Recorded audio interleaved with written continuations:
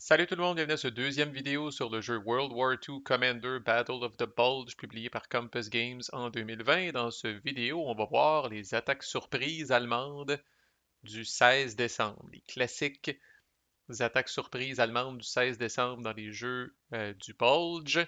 Puis comme je disais, là, c'est un playthrough que je vous enseigne un peu le jeu à mesure, là.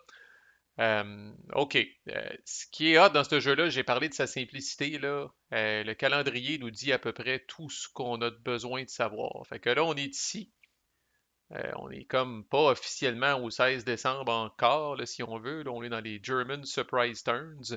Puis juste en dessous, on voit qu'il y en a trois tours surprises allemands. Puis après ça, ce marqueur-là, là, pour le reste de la game, va se déplacer ici là, sur l'espèce de track du temps là, pour tenir compte là, de tu sais, l'Allemand joue, l'Allié joue, là, puis on va jusqu'à la fin de ce track-là, puis après on avance le tour, puis on recommence. Mais avant d'embarquer dans cette affaire-là, classique encore là dans tous les jeux du Bulge, l'Allemand qui pogne l'Allié, les culottes baissées, là, a le droit de faire des attaques surprises. Dans ce jeu-là, c'est trois.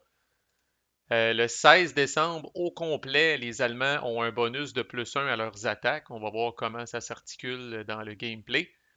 Et pendant toute la durée du 16 décembre, les Allemands ne peuvent pas faire de mouvement stratégique puis ne peuvent pas faire de breakthrough suite à leur combat. Spécifiquement, donc ça s'applique tout le 16 décembre, incluant pendant les attaques surprises. Spécifiquement pendant les attaques surprises, ben, les alliés ne peuvent pas activer. Puis, aucune unité mécanisée allemande ne peut se déplacer. Donc, vous êtes un petit peu pogné. L'infanterie peut se déplacer, là, mais autrement, vous êtes un petit peu pogné avec le setup de départ, là. Heureusement, il y a des moves classiques qui peuvent être faits quand même, là, comme on peut le voir, là. Puis avant d'embrayer là, dans ce que j'ai fait, parce que là, je rappelle, je joue les Allemands dans ce playthrough-là, bien malgré moi. Puis je joue en plus contre quelqu'un, appelons-le Steven, qui est assez expérimenté. Il a joué au moins 3 games parce qu'il m'a dit qu'il avait gagné avec les Alliés, puis il avait même gagné 2 fois avec les Allemands, ce que je suis extrêmement curieux. Mais bref, il a plus d'expérience que moi, puis il devrait me torcher encore là si la logique est respectée. J'ai tendance à pas être un bon joueur allemand dans les jeux sur le Bulge, parce que je suis un peu, ceux qui suivent la chaîne le savent que je suis un peu toqué au CD. J'aime les choses propres, bien organisées, les belles lignes de front. Tu sais, moi, d'avancer un peu kamikaze là, pour traverser la Muse River, là, c'est pas trop dans mes gènes, là, tu sais, là, puis de laisser des grands espaces vides en arrière de mes Panzers qui avancent pour qu'ils se fassent couper du supply puis tout ça en panique, là, ça non plus, c'est pas tellement dans mon style, fait que ça fait de moi un relativement mauvais joueur allemand. On va voir que ça va donner. Tout ça pour dire qu'au niveau des... On ne traque que les points de victoire de l'allemand. Et les points de victoire, dans le fond, là, il y a deux sources, là. Le contrôle d'area qui ont des points de victoire, ça varie entre un ou deux. Ben, trois sources, je devrais dire. Donc, ces areas-là, toutes les unités qui ont au moins 4 de force en partant, donc pas les petites unités cheap là, comme eux autres, là, mais des unités grosses pour la peine, là, qui ont au moins 4 de force ou plus en partant, ça vaut un point de victoire. Puis ça marche dans les deux bords, là. C'est-à-dire que oui, c'est correct si les Allemands éliminent cette unité-là, là, ça vaut un point de victoire. Par contre, si jamais les Alliés éliminent cette unité-là, là, qui commence avec 6 de force, ben, dans le fond, ça l'enlève un point à l'Allemand, là. C'est la façon de le voir. Fait que ces unités-là là, s'en viennent en pénitence ici, si on veut. Là, on les met dans le petit coin ici, là, puis ça donne un VP. Puis l'allié a la même chose là, sur son espèce de player board ici, là. Fait que jusqu'à un certain point, il faut faire attention comme allemand de ne pas complètement perdre des grosses unités, là, parce que vous allez voir que des VP, on n'a pas de reste, là. Puis l'autre chose, c'est si vous réussissez comme allemand, c'est un autre classique, ça, à, à faire sortir de la map des unités là, via les flèches jaunes qui sont ici. Puis la flèche jaune qui est ici, là, dans ce jeu-là, il n'y a pas moyen de sortir en bas, là. Donc ça, c'est payant en crise. Il faut absolument que l'allié évite ça, là, parce que c'est un point par force de l'unité, là. Fait que, calvaire. Fait que, tu sais, exemple, le 12e SS Panzer sort là, dans l'état actuel des choses, c'est 6 points de victoire. Puis, en tout cas, vous allez voir le bracket de points de victoire, là, ben, l'allié ne se relève pas de ça doit absolument être empêché, là. Évidemment, ces unités-là sont sorties, mais Chris, si vous avez l'opportunité de les sortir, faites-les de grâce. Euh, ces unités-là qui sortent, évidemment, ces points de victoire-là sont en banque, c'est impossible de les enlever, là. Les areas, par exemple, typiquement, l'Allemand va en prendre un peu, là, puis à un moment donné, l'Allié va contre-attaquer, puis peut priver l'Allemand de ses points de victoire-là. Et à fréquence régulière, un peu comme dans Enemy Action Ardennes, John Butterfield peut mettre fin à vos souffrances. Fait qu'à partir du 20 décembre, si les Allemands ont 12 points de victoire ou plus, ou c'est une victoire allemande, ou si les Allemands ont 4 points de victoire ou moins, c'est une victoire alliée. N'importe quoi entre les deux, on continue. Puis là, ben, régulièrement après ça, tous les 2 jours à peu près, là, ben, à tous les 2 jours finalement, là, il va y avoir des choses comme ça jusqu'à temps que si jamais on se rend au 28 décembre, là, ben là, 9 ou plus, c'est l'Allemand qui gagne, 8 ou moins, c'est l'Allié qui gagne, parce qu'il faut bien que ça finisse un jour. Alright, allons-y. Good luck. J'active Lochheim qui est ici. OK? Dans ce jeu-là, quand on active un area, puis toutes nos unités qui sont dans cet area-là peuvent faire de quoi. OK? Là, c'est les attaques surprises, fait que vous allez voir beaucoup de, tu sais, je vais activer des areas où se trouvent déjà des areas qui appellent contestés, où se trouvent déjà des unités allemandes puis des unités alliées. Puis dans le fond, j'essaye de le coller ça à voler puis de les éclater là, pour déjà commencer à créer des trous ou à tout le moins une pression sur l'allié. Donc, on va se battre à Lochheim ici. Sortir mes 2 unités là. OK, petit tour d'horizon des unités, là, c'est assez compliqué, c'est assez simple, je veux dire. Ça, c'est des unités d'infanterie. En bas à gauche, c'est ce qu'on appelle leur force. S'il y a un petit plus à côté, ça veut dire que normalement, une unité en combat va rouler autant de dés que sa force, mais s'il y a un petit plus à côté, elle va rouler un dé de plus. Donc, malgré que ces unités-là ont 2 de force, ils roulent 3 dés chacun. Puis le chiffre après ça, dans l'espèce de losange noir, là, ils doivent pogner par défaut ce chiffre-là ou moins sur un D10 pour infliger un hit. Alors, par défaut, ces 2 unités d'infanterie-là, là, c'est 3 ou moins pour pouvoir infliger un hit. Ça, c'est de l'unité de cavalerie, là, fait que c'est comme, c'est mécanisé, mais ce n'est pas considéré de l'armor, avec 1 de force, puis une valeur, dans le fond, pour toucher de 3. Une très belle chart qui résume le combat, là, si vous êtes un peu rouillé. Là. Alors, voici tout ce qui influence le combat. Fait que je disais, dans le fond, eux autres, ça leur prend 3 au moins sur un dé pour faire un hit, mais il y a des choses qui vont venir modifier ça. Fait que les Allemands, pendant tout le 16 décembre, le fameux plus un que je parlais, c'est un plus un sur ce chiffre-là. Alors là, c'est comme si, vu qu'on est le 16 décembre, c'est comme si ces unités-là avaient 4. Fait que là, à date, ça lui prend 4 ou moins pour réussir. À chaque fois que l'Allemand attaque dans des spaces où se trouve le petit symbole d'infanterie ici, là, ils ont plus un aussi à leur valeur pour toucher. Fait que là, présentement, ces 2 unités-là touchent sur 5 ou moins. Toutes les attaques alliées à partir du 23 décembre ont plus un, ça ne s'applique pas. Est-ce que le défenseur inclut de l'armor ou de l'infanterie d'élite? Ce n'est pas le cas, c'est de la cavalerie. Est-ce que le défenseur est dans du clear terrain? Ce n'est pas le cas.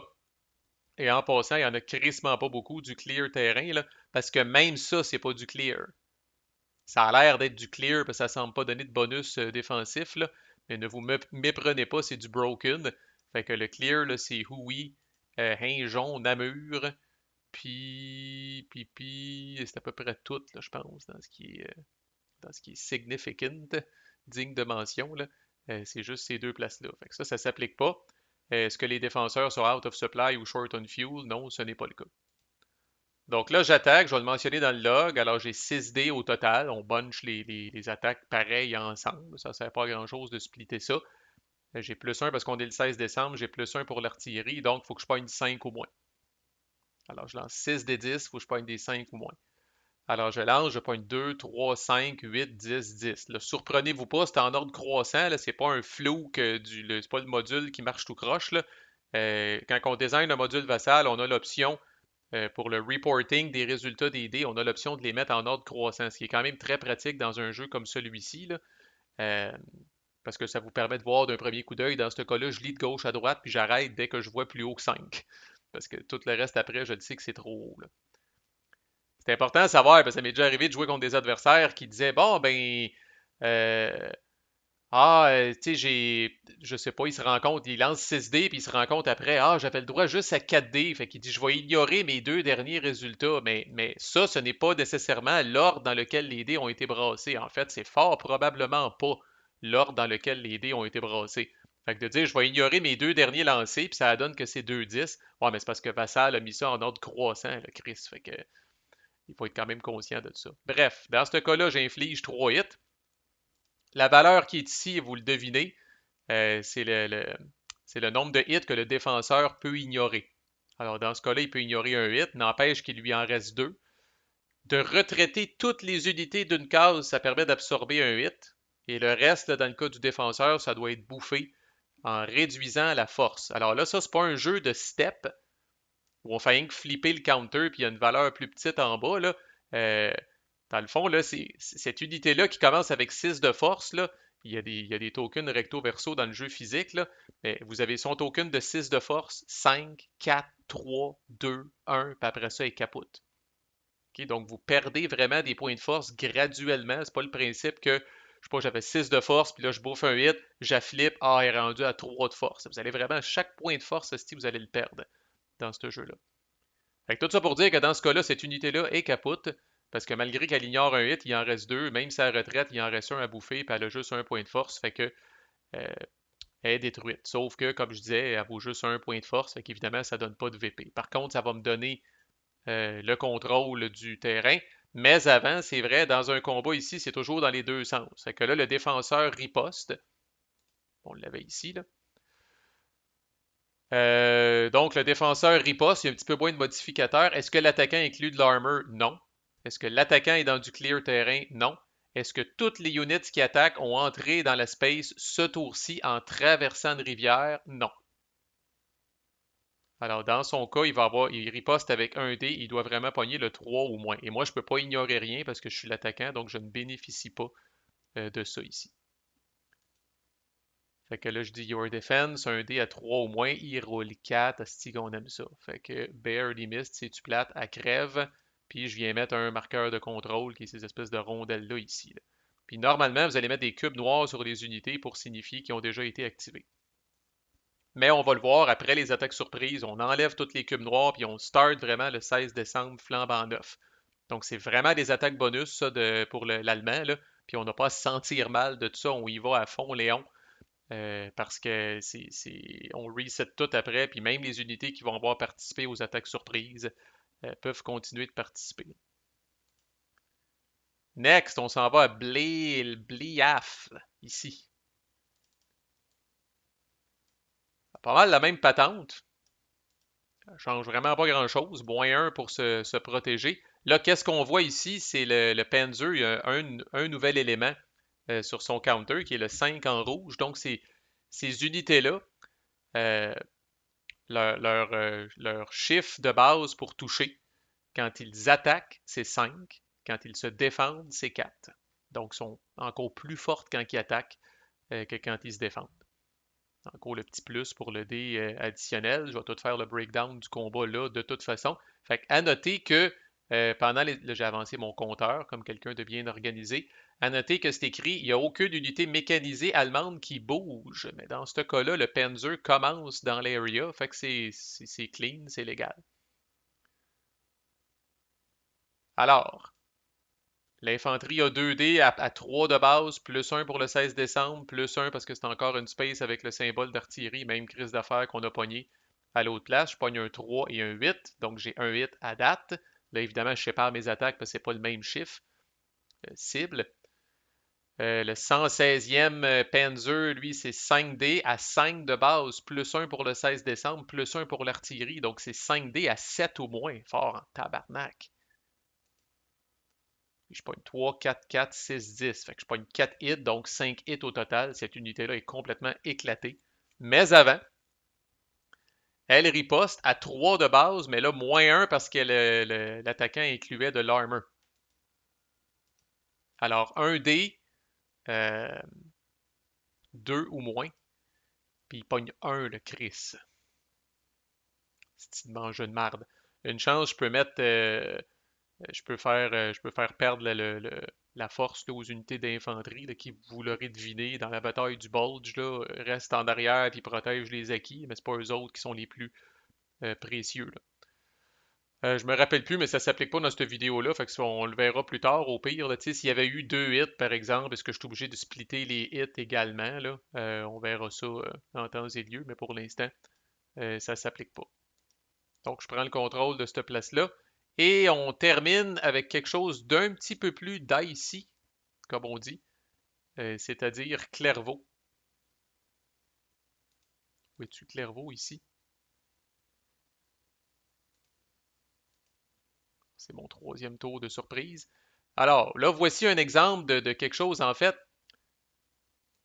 J'active pas Clairvaux. J'aurais dû dire que j'active Dasbourg, officiellement, qui est ici. Et là, l'unité mécanisée ne peut pas bouger, mais l'infanterie peut bouger. Alors, elle traverse la rivière, s'en vient ici à Clairvaux, puis là, ça a un petit peu plus d'allure comme setup. J'ai 8 dés que je peux brasser. Parce que là, l'autre chose qu'on remarque à Clairvaux, c'est qu'il y a 2 chiffres ici, alors what the fuck? Alors, 2 chiffres ici, ça veut dire que le défenseur, s'il contrôle l'area, peut utiliser le chiffre plus avantageux. Et si le défenseur ne contrôle pas l'area, il peut utiliser le chiffre qui est moins avantageux. Fait qu'il faut comprendre, comme dans tout bon jeu d'area finalement, là, il peut y avoir des unités qui cohabitent des deux camps. Mais il y a toujours une seule faction qui contrôle l'area pareil. Fait qu'autrement dit, ça n'arrivera pas, là, mais imaginez 2 unités fortes dans un area, ben moi je pourrais attaquer, puis l'allié pourrait se défendre. Puis après ça, l'allié pourrait attaquer, puis moi je pourrais me défendre. Ben, dans un cas comme ça, si jamais moi j'ai à me défendre dans cet area-là, j'utilise le -1. Par contre, l'allié, étant donné qu'il contrôle l'area, utilise le -2. Quand même intéressant comme principe. Donc, j'ai 8 dés à 3 plus 1. C'est la même, c'est exactement les mêmes modificateurs qu'on a. Là. Fait que là, 8 dés à 5 ou moins. Puis là, mine de rien, il ignore 2 hits. Puis idéalement, pour l'éclater, il faudrait que j'y fasse 2 hits. Parce que si j'y fais juste un hit, elle peut retraiter. Fait que voilà un premier jet où j'ai 8 dés, puis j'essaye de faire la moitié des hits. Avec 5 ou moins, c'est exactement une chance sur deux. J'ai 8 dés, j'essaye d'avoir 4 hits pour l'éliminer. Ça peut virer d'un côté ou de l'autre. Mais je lance et je pogne le pile, en fait 2, 2, 3, 3, 6, 6, 10, 10. Alors la logique est respectée. J'ai 4 dés en dessous, 4 dés au-dessus. Je réussis à faire mes 4 hits. J'ai un petit peu plus que 50% de chance de réussir ça, là, mais on va le prendre.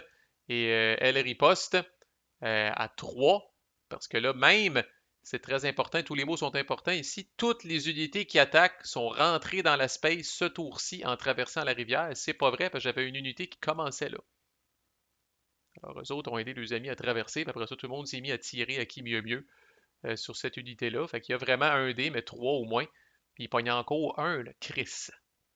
Si. L'infanterie encore qui prend le bord. Mais cette unité-là est éliminée et voilà, on vient mettre le truc de contrôle. Et là, je reset, j'enlève tous les cubes noirs et là, nous allons tomber vraiment au 16 décembre. Le 16 décembre commence, on est 5h30 du matin le 16 décembre. Puis là, c'est le joueur qui a l'initiative qui joue en premier et l'Allemand a l'initiative jusqu'au 22 décembre. Le 23 décembre, c'est vraiment là que ça commence à devenir lettre pour l'Allemand.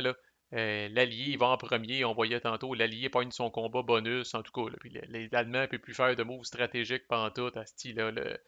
Ça se met vraiment à virer en couille à partir du 23 décembre. Mais là, on va profiter de ça pendant que ça passe. On est le 16 décembre, 5h30 du matin. C'est encore deux autres qui commencent. Euh, Évidemment, là, j'ai d'autres petites mécaniques à vous montrer au fil du temps. Mais vous voyez comment ça se joue vite, comment c'est simple. Tu sais, là, on a fait juste 3 batailles, on dirait que dès la deuxième bataille, on se sentait déjà expérimenté, puis dire, ah, c'est à peu près la même affaire. Il n'y a pas 50 000 modificateurs à tenir en compte. C'est rafraîchissant des fois de jouer un petit jeu facile de même. Fait qu'on va voir comment je me développe comme allemand au fil du 16 décembre. Manquez pas ça. À plus.